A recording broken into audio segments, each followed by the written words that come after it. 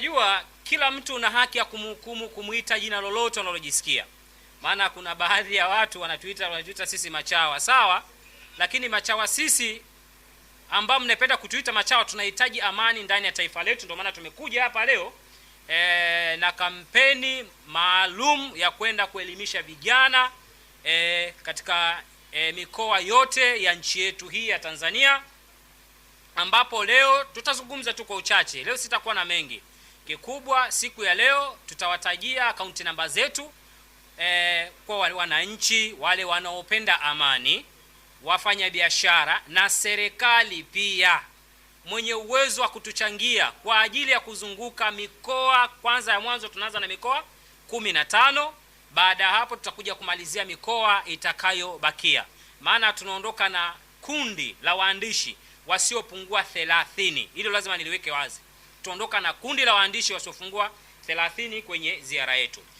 Tunafanya haya kwa sababu tumeona kilichotokea mnamo Oktoba 29 kilikuwa sio kitu cha kiungwana kabisa, kilichofanywa na baadhi ya vijana ambao bahati mbaya wengine inawezekana ni wazalendo, walimezeshwa tu sumu kwa wakataka kuliharibu taifa lao. Sasa sisi tunataka kwenda kushindilia swala la uzalendo. Ni jambo muhimu kwenye taifa. Tunataka tutembee, tutakuwa na wataalamu maalum, mshanifahamu, na maana tutaifikia mikoa yote, na maana ndani ya mkoa mmoja tutakuwa na watu wasiopungua 300, vijana 300. Wakiongezeka itakuwa sio mbaya, ila sisi tumeweka kila mkoa mmoja tutakuwa na watu 300, kwa sababu tumelenga kuwafikia vijana 5000 kwa awamu ya kwanza hii. Tumelenga kuwafikia vijana 5000 mpaka 4500. Kwa hiyo tunaenda sasa.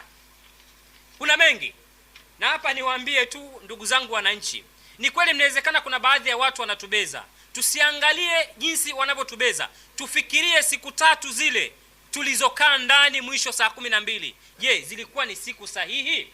Makosa yaliyofanyika kama yaliyojitokeza tusije tukajaribu kuyarejea tena.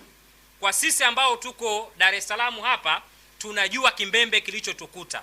Wengine kula yetu mpaka tutoke nje tupate riziki. Kuna watu walidhidi kudhoofika, wagonjwa ile saa 12 mwisho ndani ile. Watu walidhidi kudhoofika, baadhi ya watu.